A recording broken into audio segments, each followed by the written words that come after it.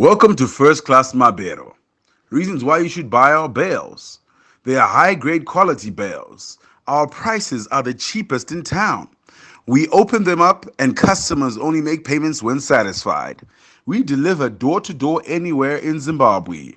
We help you find tables to sell your bales for clients in Harare. To place your order, call 07854 or 071698682. First Class Mabero. She's not the guy.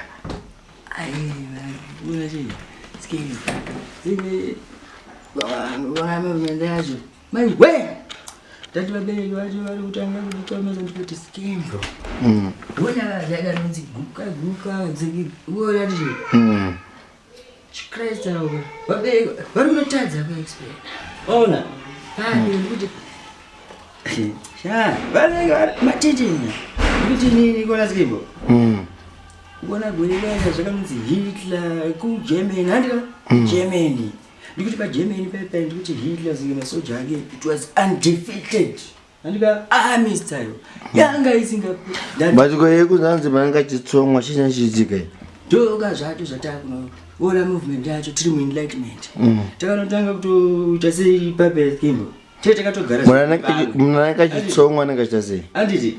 That take a to Garden when I didn't do it. But in the simple, when I got your strong one, I got to say. Ah, somewhere, go to you. Don't go mad to guys. Going funny, Nizu Pepe, Wainda Kuku, name Kuma Tanga. Kuchigo, every day, go Gramjin from the Bunzatinas Nabas, you funny, you.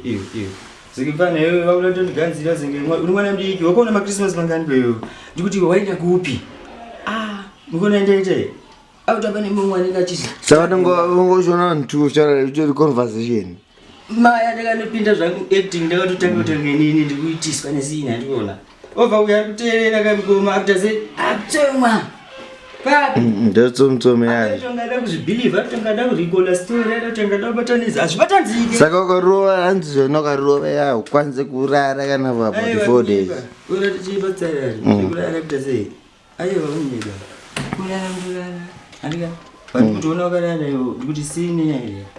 I will not go Nangans and any mind. I go whatever you want to pin them alarm, you're going to pin them, give them one number of minds. You was in Jesus, walk to guys, walk with you, what is it?